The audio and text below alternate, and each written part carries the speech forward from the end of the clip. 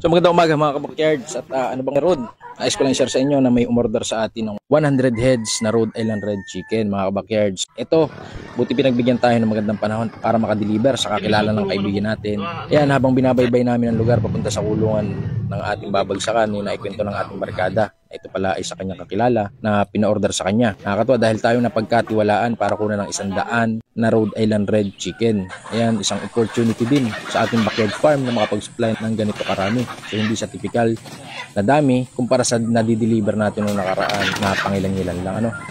At dahil nga hindi pa ready yung ibang RTL natin na RIR kasi may tinatapos pang vaccine sa kanila, pinaunahan natin sila ng first batch na 53 pieces. Compose sila ng 43 na babae at 10 pieces na tandang. So bakit 10 pieces lang na tandang out of 100 heads ang kinuha sa atin? Kung mapapansin nyo, medyo kaunti yung rooster. Lagi nyo tandaan mga kabakyards na ang ratio na hen sa rooster ay 1:8, meaning isang rooster is to 8 hens. Ayan, para sigurado natin na lahat sila mababarakuhan ng tandang natin. Masyadong maraming hens ang kinuha nila, napansin niyo mga kabakyards. Siguro hindi lang sila magbe-breed ng ating RIR. At baka yung iba gagawin naman nilang layer o papaitlogin. Gaganda nitong mga RIR na to. Ang lahi kasi nito ay galing pa sa Tanay. Ayan, sa farm ng kaibigan natin. Tapos na tayong magdiskarga at double check natin ulit yung 43 hens at 10 rooster. Babalik nga tayo dito next week para sa kulang pa mga kabakyards. Ayan, babalik tayo ulit mga kabakyards para sa natitirang 43 heads na kulang sa in-order na 100 heads na Rhode Island Red Chicken. So, anong oras na ba? Dahil nga medyo napaaga-agang pagdating natin at wala pang magre-receive dun sa mga hens, kaya minabuti muna natin puntahan yung mga nakisabay ng order sa atin. Ayan si Sir, andito tayo ngayon sa Paracali MPS. Mag-asawa, lalaga mo, iba mo na rin duwa, garing may kabit. May agong siya daw may kabit, ngayon madagwilis ang pag-gulping. Kung narinig niyo yung sabi ng isang Sir, ino-comment tayo dyan. So, pasintabi po sa mga bata. Tingin to kagad kung manami. Boss, masarap tayo itong patayin. Same din sa lasa ng native. Marami na din ang nagsabi. At maski ang inyong lingkod, makakasabi na mas masarap din. Same as native din ang lasa ng heritage chicken. So, tapos na tayo mga backyards at almost 8 AM na. Siguro may tao na din sa lugar na order sa atin ng 100 heads. So, andito na tayo at ayan.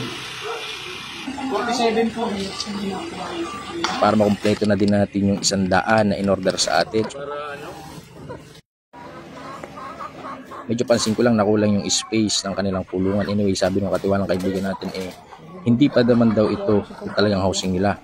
Mas okay kung ganun kasi kung susumahin, 1 square meter is to 3 hens lang mga kabakyards. So times natin, inaabot ng 300 square meter. Dapat ang allotted na area sa ganitong 100 heads.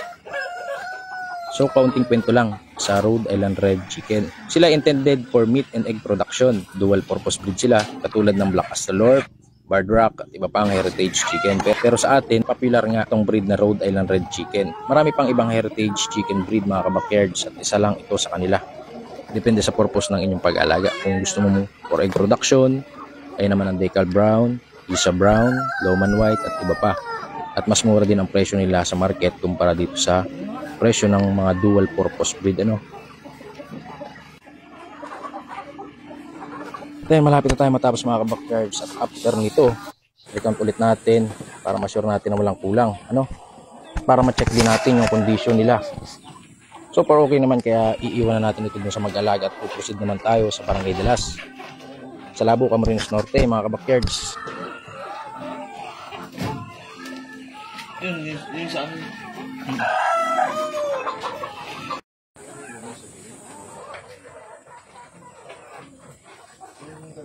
At ayan, nandito na tayo sa house ni Sir Abdullah at yung anak nga niya magre-receive. Kasi itong si Sir Abdul nasa UAE pa lang ngayon. Ay, ganyan yung manok ni Papa,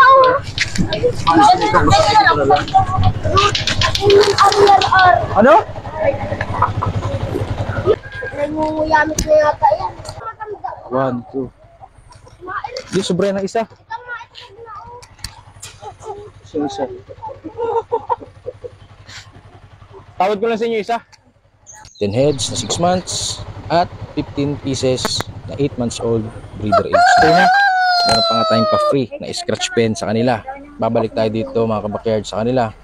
Siguro natin matapos yung mga delivers natin para matulungan si mag-aalaga ni Sir na maglagay ng leg band as requested na sir para ma-deeper daw yung mga 6 months old sa 8 months old na Rhode Island Red. Salamat nga pala Sir Abdullah sa pag-avail ng 25 heads na Rhode Island Red Chicken. And last but not the least, andito tayo ngayon sa Chera Oriente Subdivision sa Labo. So punta tayo ngayon kay Ma'am Bebs. Kumuha rin siya ng breeder na Rhode Island Red Chicken. Shout out nga pala sa aking ever supportive na girlfriend. Ayan, katulong ko siya ngayon mag-supply ng ating mga RAR.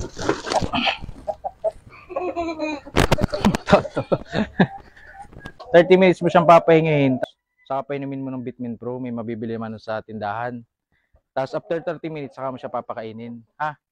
Tapos ang pakain nila, yan, ang budget nito sa isang araw, 110 grams sa isang manok.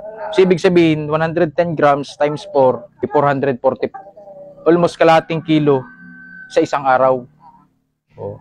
Tapos yung kalahating kilo sa isang araw, tig 1/4 sa umaga, 1/4 sa hapon, 2 beses. Sa mga kapitbahay nito ni Ma'am, wag po kayong mag-alala. Kasi sa farm daw nila ito dadalhin sa Mabilo. Alagaan. Don't worry din sa mga nagtatanong mga backyard sa pag-aalaga ng ganitong heritage chicken kasi hindi naman bumabaho ang paligid pag meron tayo doon sa ating bakuran. Lalo na kung organic, kung papakain natin sa kanila. Kasi hindi pa sila nakain, alas 9 na. Tapos na tayo mga backyards. Sobrang pagod pero worth it naman. Ayan. Siyempre pag mahirap, may ginawa. So kain muna tayo dito sa paboritong kainan ng aking girlfriend. Ano? Ayan. So ilang muna sa ngayon mga backyards. At salamat sa patuloy ng pagtangkilik ng ating breeds, fertile eggs, offsprings. Happy farming sa inyo lahat mga backyards. Salamat po.